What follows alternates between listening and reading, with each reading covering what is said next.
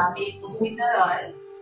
আমরা Rathtala BT road থেকে এসেছি। গত মঙ্গলবারে আমার মেয়ের 5 দিন যাবৎ জ্বর ছিল। সে জ্বর কমছিল না বলে ডক্টর নীলাদ্রি ঘোষের আন্ডারে আমরা এখানে ভর্তি হই। স্টার্লিং হসপিটাল অনেক পুরনো হসপিটাল, আমরা নাম শুনেছি। যদিও এটা আমার বাড়ি থেকে অনেকটা দূরে, তবুও ডাক্তারবাবুর রেকমেন্ডেশনে আমরা এখানে আসি। যদি ডাক্তারবাবু বলেন যে স্টার্লিং এর ব্যবস্থাপনা এবং অ্যাটমসফিয়ার অনেক কোজি, হোমলি, এবং ডাক্তারবাবু অনেক বেশি অ্যাক্সেস পান এখানে, যেহেতু ওরা স্টার্লিংটা খুব ভালো সার্ভিস প্রোভাইড করে। তো আমরা ডাক্তারবাবুর রেকমেন্ডেশনে এখানে ভর্তি হই, যদিও অন্যান্য হসপিটাল আমাদের বাড়ির কাছে ছিল। তো এখানে আসার পরে রাত্রিবেলায় ভর্তি হওয়ার সময় থেকে শুরু করে এখনো অব্দি আমাদের কোনো অসুবিধা হয়নি রিগার্ডিং এনি সার্ভিসেস। ম্যানেজমেন্টের তরফ থেকে সার্ভিস প্রোভাইড করা হয়। আমার মেয়ের ইনফেকশন লেভেল হাই ছিল। আসার সঙ্গে সঙ্গে যাবতীয় টেস্ট যা যা করা দরকার, মেডিসিন, সিস্টাররা, এখানকার সিস্টাররা, মাসিরা, আয়ামাসিরা বা ম্যানেজমেন্টের প্রত্যেকেই সময় এসে দুবেলা তিনবেলা করে খোঁজ নিচ্ছে।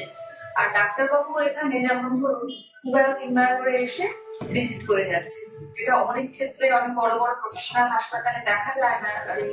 যারা মেডিকেল দিয়েছে তার অ্যাসিস্ট্যান্টরা এসে অনেক সময় ট্রিট করে, মেয়ে ডাক্তার সবসময় পাওয়া যায় না। কিন্তু এখানে আমরা অনেকটাই প্রফেশনাল ট্রিটমেন্ট তো আছেই, মেডিসিন, তারপরে আর আমাদের প্রয়োজনীয় যা যা দরকার হচ্ছে আমরা সবসময় সেগুলো হাতের কাছে পেয়েছি। এবং সিস্টাররা অত্যন্ত ওয়েল বিহেভড এবং খুবই ভালো অ্যাটেন্ড করছেন।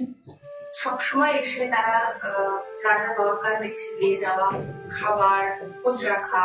তারপরে এখানে যিনি হেড নার্স আছেন তিনি, সিনিয়র ডাক্তারবাবুরা আছেন, তারাও এসে সবসময় খোঁজ নিয়ে যাচ্ছে বাচ্চার কন্ডিশন কেমন। ওর হাই ফিভার ছিল, আস্তে আস্তে 2 দিন যাওয়ার পরে ফিভার কমলো, ফিভার কমে ও এখন অনেকটাই সুস্থ। আমরা স্টার্লিং এর এই যে সমস্ত পরিষেবা মিলিয়ে ম্যানেজমেন্ট থেকে শুরু করে ডাক্তার সিস্টারদের সমস্ত পরিষেবাতে অত্যন্ত খুশি। মানে আমার অভিজ্ঞতা ছিল না, এখানে আগে আসি। তো এইবারে যে পরিষেবা আমি পেয়েছি এখান থেকে, তাতে আমি খুবই খুশি। ধরুন যদি আউট অফ 10 রেটিং করতে হয়, আমি স্টার্লিং কে 9 থেকে 10 অবশ্যই রেটিং করতে চাই। ধন্যবাদ।